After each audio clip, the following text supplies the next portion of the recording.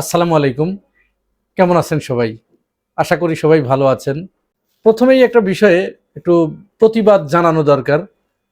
প্রচণ্ড প্রতিবাদ জানানো দরকার এবং এই ব্যাপারে আমার এই ভিডিও যারা দেখছেন তারা প্রত্যেকেই এই ব্যাপারে প্রতিবাদে সরব হওয়া দরকার। কারণ গত পরশুদিন মাদারীপুরের শিবচর থেকে যিনি নির্বাচিত, খেলাফত মজলিস থেকে পীরজাদা নামে যিনি বেশি পরিচিত, এমপি হানজালা, তিনি কিন্তু একজন হাফেজ মানুষ।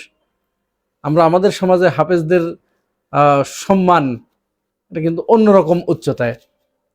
এই হাফেজদের, আলেম ওলামাদের আমরা দীর্ঘদিন ধরে দেখে এসেছি ভারতের ইন্ধনে আওয়ামী লীগের নেতাকর্মীরা তাদেরকে প্রচণ্ডভাবে অপমান, অপদস্থ, নির্যাতন, জুলুম, গুম এগুলো করেছে। আওয়ামী লীগ কেন এটি করেছে? কারণ এদেশের হাফেজ যারা, আলেম যারা, তারা ছিল ভারতের গলার কাঁটা। ভারতের সবচেয়ে আতঙ্ক ছিল তারা। যার কারণে ভারত চিন্তা করেছে যে এদেরকে যদি এখানে বাড়তে দেয়া যায় তাহলে এ দেশে তারা যে বাজার তৈরি করেছে, তারা যে দালাল শ্রেণী সৃষ্টি করেছে, এই দালালরা ঠিক মতো কাজ করতে পারবে না, আর ভারতের বাজার নষ্ট হয়ে যাবে, তাদের ভাত নষ্ট হয়ে যাবে। যার কারণে তারা কি করেছে, মিডিয়াতে তো বাংলাদেশের মিডিয়াকে ভারত থেকে প্রচুর টাকা দেয়া হয়, প্রত্যেকটা প্রায় মিডিয়াতে। আমি নাম ধরে ধরে বলতে পারি কাদেরকে টাকা দেয়া হয়, এবং ভারতই মূলত চালায় এদের। এবং এখানে যারা চাকরি করে অধিকাংশই বাম ঘরানার রাজনীতির সাথে জড়িত। আওয়ামী লীগ থেকে এখানে রিক্রুট হওয়া এবং ভারত থেকে এরা ট্রেনিং প্রাপ্ত, ভারতের দালাল, প্রত্যেকেই ভারতের দালাল। প্রায় দীর্ঘ সময় ধরে এরকম আলেম ওলামাদেরকে তারা এক পর্যায়ে মানে হত্যাযজ্ঞ করে, তেলাপোকার মতো করে তারা ভাবতে শুরু করেছিল তাদেরকে হত্যা করলে, গুম করলে কোনো পাপ হয় না, বরং এটা বাংলাদেশের আইনে এটা বৈধ ছিল, জায়েজ ছিল। আর এই কাজটা করে দিয়েছে কারা? সাংবাদিকরা। এরকমই আর একটা ঘটনা আমরা এই 24-এর পরেও আমাদেরকে দেখতে হলো। হানজালা গত পরশুদিন তিনি সংসদ ভবনে যাচ্ছিলেন, সেনাবাহিনীর কিছু সদস্যকে দাঁড়িয়ে থাকতে দেখে তিনি এগিয়ে গিয়ে সালাম দিয়ে মুসাফাহা করে চলে যাচ্ছিলেন। পিছন থেকে কোনো একজন ব্যক্তি, জানি না তার পরিচয় এখনো শনাক্ত করা যায় নাই, বা ইতিমধ্যে হয়তো হয়েছেও, আপনারা চেষ্টা করুন ওর পরিচয়টা শনাক্ত করতে, এবং কে সেই ভারতীয় সন্তান তার পরিচয়টা আপনারা শনাক্ত করুন এবং ফেসবুকে বা সোশ্যাল মিডিয়ায় তার ছবি সহ পোস্ট করুন। আমরা একটু দেখতে চাই, তার চেহারাটা একটু দেখতে চাই। সম্ভবত 71 সালে যখন বাংলাদেশের মানুষ শরণার্থী শিবিরে, ভারতের শরণার্থী শিবিরে গিয়েছিল, সেখানে হয়তো ওর মা ওকে পেটে করে এখানে এনেছিল বাংলাদেশে, যার কারণে সে এইটা হয়েছে। বলছে ওই দেখ জঙ্গি এমপি যাইতেছে। ভিডিওটা দেখুন একটু, আপনারা শুনুন।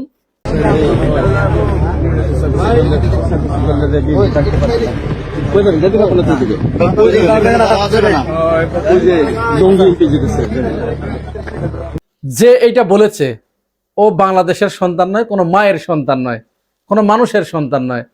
আল মাহমুদের ভাষায় ওকে আমরা বলবো যে ইবলিশের ঔরস থেকে ছিটকে পড়া এক টুকরো আগুনের সন্তান ওরা। কেউ পারলে ওর ছবি সহ ফেসবুকে পোস্ট করেন এবং ধিক্কার জানান।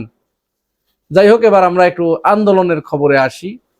সংসদের ভিতরে বিরোধী দল খুব মনে প্রাণে চেয়েছিল সরকারি দলকে বুঝিয়ে তাদের সাথে আলাপ আলোচনা করে জুলাই সনদকে বাস্তবায়ন করতে, গণভোটকে বাস্তবায়ন করতে।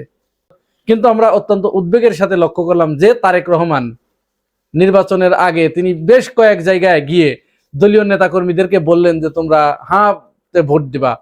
তিনি তার নেতাকর্মীদেরকে উদ্বুদ্ধ করলেন, যদিও বিএনপির অনেক নেতাকর্মীকে আমরা শুনেছি তারা নাতে ভোট দিতে বলেছে, কিন্তু তারেক রহমান বেশ কয়েক জায়গায় বলেছেন যে হাতে ভোট দিন। হয়তো তারেক রহমানের এই কথার প্রতি মানুষ আস্থা রেখে পরে ভোট দিয়েছে বিএনপিকে। সেই বিএনপি এখন ক্ষমতায় আসার পরে নানা রকম ইনিয়ে বিনিয়ে পেঁচিয়ে মিথ্যা কথার ফুলঝুরি ছড়িয়ে সেটাকে এখন পাশ কাটিয়ে যেতে চাচ্ছে। জুলাই সনদ সম্পর্কে তারা একেবারে দ্ব্যর্থহীন ভাষায় বলে দিয়েছে, সংসদে বলে দিয়েছে যে এটা আর পাশ করা হবে না। জুলাই সনদ বলতে কিছু নাই।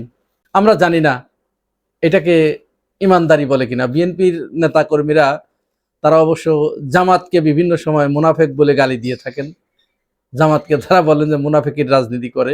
তো জামাতের ওইটা যদি মুনাফেকি হয়, তাহলে এই যে সরাসরি জনগণের সাথে, জনগণকে বলা হলো হাতে ভোট দাও, আর জনগণের ভোট নিয়ে সেটাকে এখন পাশ কাটিয়ে যাওয়া হচ্ছে এবং সংসদে বলা হচ্ছে এটা তারা পাশ করবে না। এটা নাই, গণভোট বলে কিছু নাই, সংস্কার পরিষদ বলে কিছু নাই, ওগুলো তারা মানবে না, কিচ্ছু মানবে না। তারা একেবারে পরিষ্কার করে বলে দিয়েছে। আন্দালিব রহমান পার্থের কথা অনুযায়ী সেটা বোঝা গেছে। সালাউদ্দিন আহমেদ তো দীর্ঘদিন ধরে বলেই যাচ্ছে।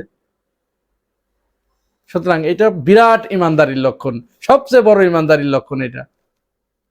এখন বিএনপির কেউ কেউ সালাউদ্দিন আহমেদকে বিরাট কিছু ভাবতে শুরু করেছে।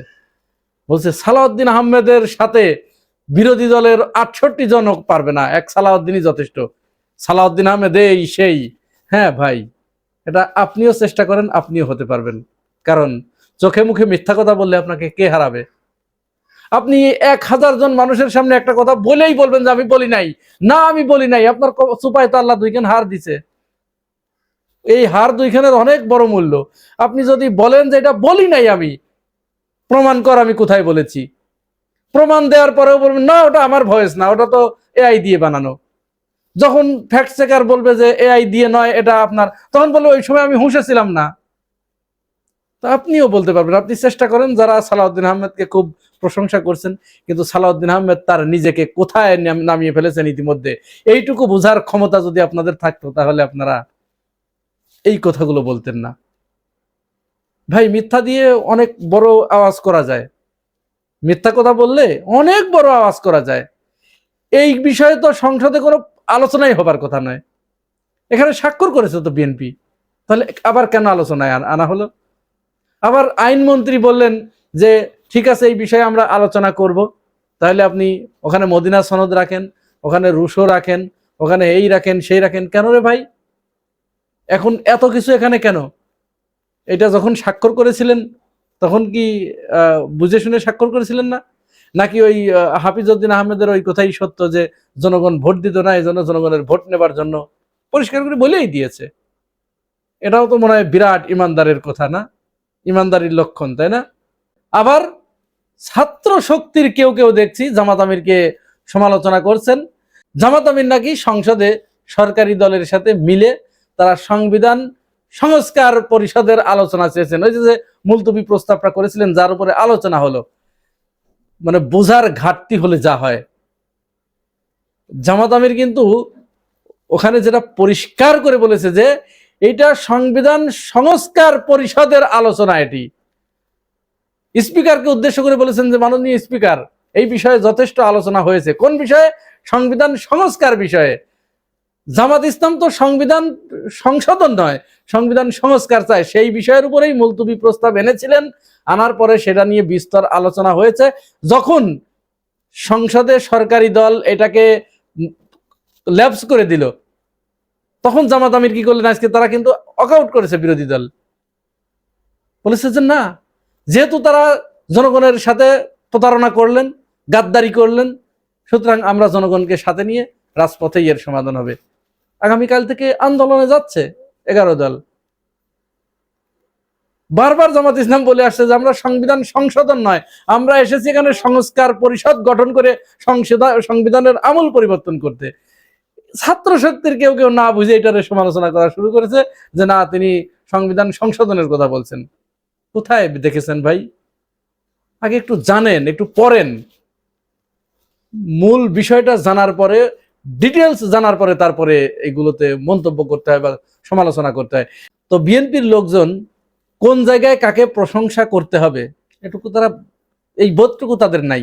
সালাউদ্দিনের এই স্ট্যান্ডবাজিকে সুপার জোরে তিনি যে একটা অসত্যকে এখানে প্রতিষ্ঠিত করতে চাচ্ছেন, বিতর্ক উস্কে দিচ্ছেন, এটা তো বিতর্ক এখানে কিছুই করার বিষয় না, এটা তো আলোচনার বিষয় ছিল না। সেইখানে তিনি ইনিয়ে বিনিয়ে এখান থেকে একটু ওখান থেকে একটু এনে এনে এটাকে একেবারে পুরা বিতর্কিত করে ফেলেছেন। আইনজীবীরা যা করে, তিনি কিন্তু উকিল মানুষ, উকিলদের কাজই হচ্ছে এইটা। একটা একেবারে জলজান্ত সত্য একটা ঘটনাকে দেখেন না, আবু সাইদকে বলা হচ্ছে যে আবু সাইদের হাতে তো লাঠি ছিল, মানে এটাকে বিতর্কিত করার পাই তারা আর কি, যেটা মানবো না, যার কারণে ওইটাকে বিতর্কিত করতে হবে। এরকম মানে এই ধরনের কাজেই তারা প্রশংসা করে। আরেকটা জিনিসে তারা প্রশংসা করছে, খুব ভাইরাল করার চেষ্টা করছে, যে জাইমা রহমান প্রধানমন্ত্রীর মেয়ে, তিনি ভিআইপি লাউঞ্জে, সংসদের ভিআইপি লাউঞ্জে যখন সবাই আলোচনা করছে সংসদের ভিতরে, তখন তিনি গভীর অধ্যয়ন করছেন। এটি ভালো। তো এইটাকে প্রশংসায় আপনি ভাসাচ্ছেন, তেলাইয়ে একেবারে শেষ করে দিচ্ছেন। দুদিন আগে বিএনপির অফিসের সামনে যে ছেলেটা এসে অফিসের ভিতরে ঢুকতে না পেরে কান্না করতে করতে, তার কান্না কি দেখেছেন? আপনার হৃদয় পর্যন্ত পৌঁছায় নাই? আপনার হৃদয় গলে নাই? ওইটা গলাতে পারে নাই? এই বিষয়ে কই আপনাদের কোনো উচ্চবাচ্য তো দেখলাম না। ছেলেটা যে তার দলীয় পার্টি অফিসের ভিতরে ঢুকতে না পেরে এইভাবে কান্না করে এখান থেকে ফিরে গেল, তখন কি আপনারা আপনাদের এই যে তেল, নাকি ওখানে কোনো স্বার্থ নাই? ওইখানে তেল মারলে পরে তো আপনার চাঁদাবাজি করতে পারবেন না। আপনি যে চাঁদাবাজি করেন, ওইটা তো আপনার কেউ পাশে এসে দাঁড়াবে না। ওই ছেলের তো ক্ষমতা নাই আপনাকে সহযোগিতা করার। আপনি তো প্রধানমন্ত্রীকে বা তার পরিবারকে আপনি তেলাচ্ছেন, কারণ আপনার উদ্দেশ্য আছে। আপনি যে চাঁদাবাজি করছেন, এই চাঁদাবাজিকে যাতে প্রোটেক্ট দেয় কেউ, এটার জন্য। দর্শক, আপনারা কি মনে করেন জানাবেন কমেন্টস বক্সে।